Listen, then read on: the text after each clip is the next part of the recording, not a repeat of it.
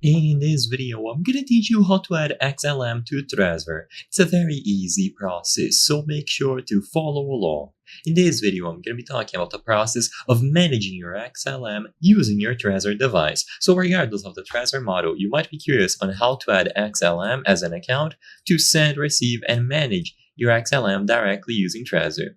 Now, the difficulty with this is that for whatever reason, XLM is still not natively supported on the Trezor. Don't worry, I'm gonna still teach you how to use your Trezor to manage your XLM, but if you tap or click the plus sign on Trezor Suite after it is connected to your PC, you will notice that clearly there is no option to add an XLM account.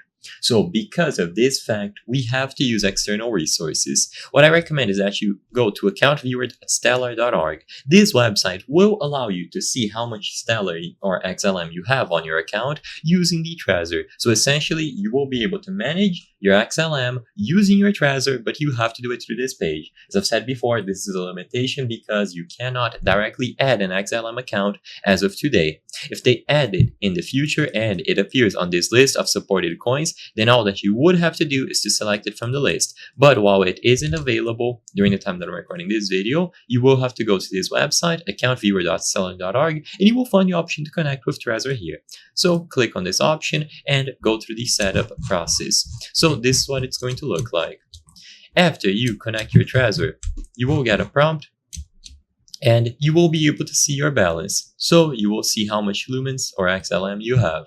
You will be given a public key through this website that is connected to your Trezor. All that you have to do now is choose the receive option, and again, you can copy the public key or use the QR code to initiate transfers. As you can clearly see here, it is going to be inactive until you send at least 1 lumen. So all that you have to do is connect your Trezor to your PC, visit this website, and as long as you have the Trezor connected and you get the notification, the pop-up, you will be able to get this done.